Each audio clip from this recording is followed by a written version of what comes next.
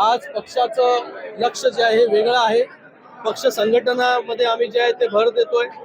सर्व संपर्क प्रमुख जे आहे हे फील्डवरती उतरून काम करतायत। आज आढावा बैठक घेण्यासाठी माननीय उद्योग मंत्री उदय सामंतजी, त्याचबरोबर मंत्री महोदय गुलाबराव पाटील साहेब आणि मी, त्याचबरोबर आमचे संपर्क प्रमुख हे मराठवाडा असेल किंवा महाराष्ट्राच्या वेगवेगळ्या भागामध्ये जाऊन आढावा घेतोय। काल आम्ही संभाजीनगरमध्ये होतो, तिथे काही जिल्हे झाले, पुणे जिल्ह्यामध्ये होतो। सकाळी जे आहे ते आज सोलापूर, धाराशिव, माढा आणि आता नांदेड, परभणी आणि हिंगोली अशा सर्व लोकसभेचा आढावा या ठिकाणी घेण्यात आला।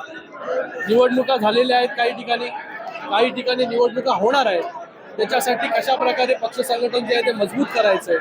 काही निवडणुका झाल्या त्याच्यामध्ये अपयश जे आहे पक्षाला कशामुळे आलं, या सगळ्या गोष्टींचा आढावा जो आहे तो सामान्यातील सामान्य कार्यकर्त्याला विचारून जो आहे तो आम्ही इथे घेतलेला आहे। प्रत्येक वेळेस जे आहे सामान्य कार्यकर्त्याला तालुका प्रमुख असेल, शाखा प्रमुख असेल, युवा सेनेचा पदाधिकारी, महिला आघाडी, त्यांना जे आहे नेत्यांपर्यंत जे आहे नेत्यांशी जे आहे वारंवार जे आहे ते संवाद साधता येत नाही, म्हणून त्यांच्यापर्यंत पोहोचून त्यांना विचारून जे आहे या सगळ्या गोष्टी ज्या आहेत हे जाणून घेण्याचं काम जे आहे ते पक्ष या ठिकाणी करतोय। भाजप शिवसेनेचं काय आगामी काळात करणार आहे ते लवकरच कळेल असं रोहित पवार म्हणाले। काय होतं आता कोण काय बोलतो, रोज कोण काय ना काहीतरी बोलत असतं, त्याच्यावरती प्रत्येक गोष्टीवरती जे आहे उत्तर देण्यासाठी जे आहे ते आम्हाला वाटतं गरज नाहीये। बरं साहेब, ओमराजे निंबाळकरचं काय स्टेटस आहे? आज त्यांचा एक फोटोही एकनाथ शिंदे साहेबांसोबत व्हायरल झालाय। ऑपरेशन टायगर अरे ऑपरेशन टायगर तुम्हीच आहे, सगळ्या गोष्टी न्यूज मध्ये देऊन बघा। आज पक्षाचं लक्ष जे आहे हे वेगळं आहे। पक्ष संघटनामध्ये आम्ही जे आहे ते भर देतोय। आज निवडणुका नाही आहेत कुठल्याही, तरी देखील पक्ष ग्राउंडवरती आहे, सर्व नेते ग्राउंडवरती आहे। आम्हाला येणाऱ्या 2029 पर्यंत जो आहे हा पक्ष जो आहे हा मजबूत करायचा आहे। ताकद जिथे पक्षाची कमी आहे तिथे ताकद जी आहे ती वाढवायची, एवढंच लक्ष आमचं आहे। शेवटी नांदेड उत्तरचा वाद मिटवण्यासाठी श्रीकांत शिंदे यांना मध्यस्थी करावं। नांदेड उत्तर असेल, नांदेड दक्षिण असेल किंवा कुठलाही मतदारसंघ असेल, हा अंतर्गत वाद जो आहे हा पक्षाचा असतो।